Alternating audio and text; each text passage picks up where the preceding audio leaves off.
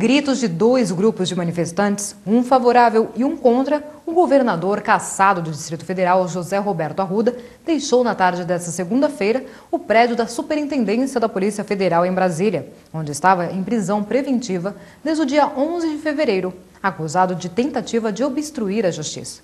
Arruda foi liberado após a Corte Especial do Superior Tribunal de Justiça revogar a sua prisão. Os ministros entenderam que não há mais necessidade da prisão porque o ex-governador não teria mais como atrapalhar as investigações do suposto mensalão em Brasília. O parlamentar estava preso, acusado de tentar subornar uma das testemunhas da Operação Caixa de Pandora da Polícia Federal, que desmontou o suposto esquema de arrecadação e distribuição de propina a integrantes do alto escalão do governo do Distrito Federal e empresários. Anteriormente, ele havia sido cassado pelo Tribunal Regional Eleitoral por infidelidade partidária. Arruda deixou o Democratas em dezembro, depois da revelação do suposto esquema de corrupção. Ele não recorreu da cassação e aceitou a perda da cadeira de governador. Acompanhe mais notícias políticas com João Carlos.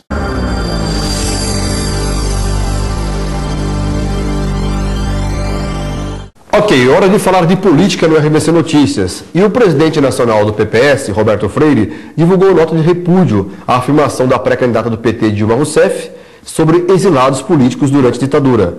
No sábado, ela disse que não tinha medo da luta e não fugia. A declaração foi encarada como uma crítica ao candidato José Serra do PSDB, exilado político na época. Em nota, Freire compara a declaração de Dilma ao general Leônidas Pires Gonçalves, que chefiou o DOI, CODE, durante a ditadura. Em seu Twitter, Dilma deu explicações sobre a declaração.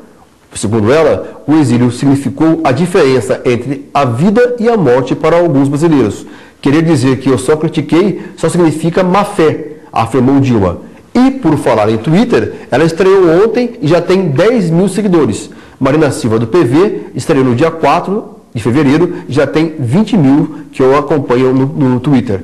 Entre os candidatos, Serra é o campeão, com 200 mil seguidores. Ciro Gomes, que ainda não sabe seu futuro político, tem 11 mil seguidores. Alheio aos favoritos da disputa pela sucessão presidencial, Plínio Arruda Sampaio, de 79 anos, um dos fundadores do PT, foi lançado sábado pelo PSOL, candidato à presidência da República.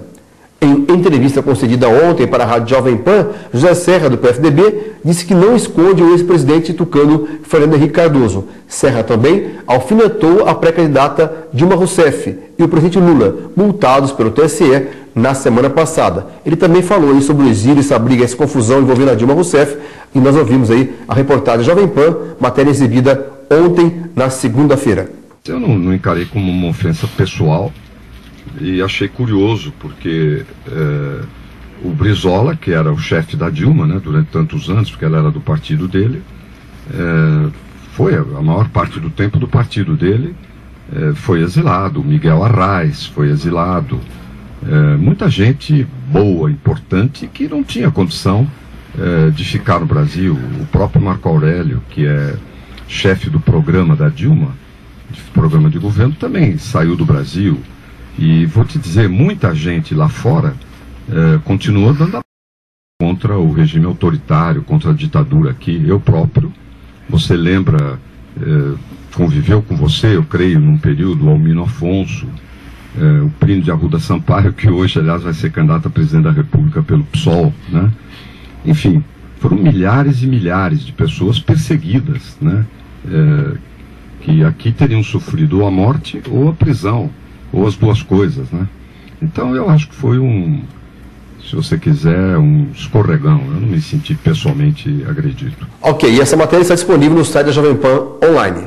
Com o assunto Ciro pendente, o Planalto afaga o PSB em todos os estados brasileiros. Em Brasília, tudo caminha para Guilherme Queiroz, do PT, ceder uma vaga no Senado na chapa a Rodrigo Hollenberg. Na Paraíba, a promessa de neutralidade de Lula diante da disputa entre Ricardo Coutinho, do PSB, e o atual governador José Maranhão, do PMDB.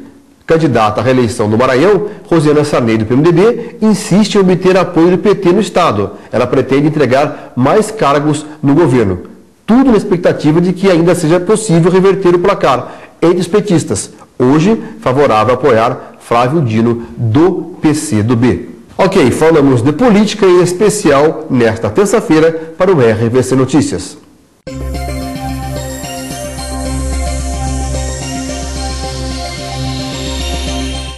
plenário da Câmara deve começar a votar nesta terça-feira a medida provisória de reajuste do valor das aposentadorias acima de um salário mínimo pagas pela Previdência Social, sem a segurança de vitória para o governo. O líder do governo na Câmara, Cândido Vacaressa, do PT, relator da MP, reafirmou que o limite para um acordo com os partidos da base é aumentar o índice de correção de 6,14% para 7%.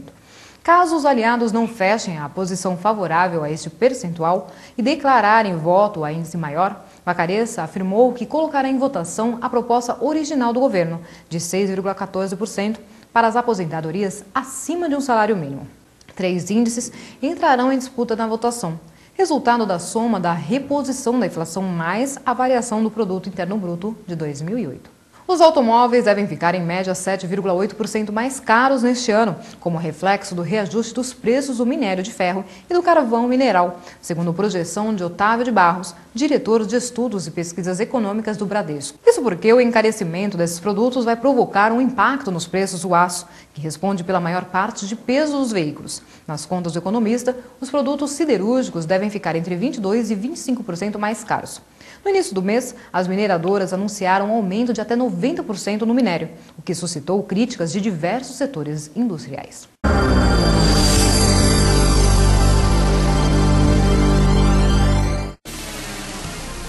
A Bovespa fechou em queda de 1,12%, a Nasdaq teve alta de 0,16% e o Dow Jones apresentou aumento de 0,08%. O dólar comercial registrou redução de 1,01%, cotado a R$ 1,757 para a compra e R$ 1,759 para a venda, e o euro caiu 1,05%, atingindo R$ 2,389. E daqui a pouco, a Justiça diz que pedreiro que matou 6 adolescentes em Lusiânia teve avaliação psicológica. Fique com imagens de Porto Alegre.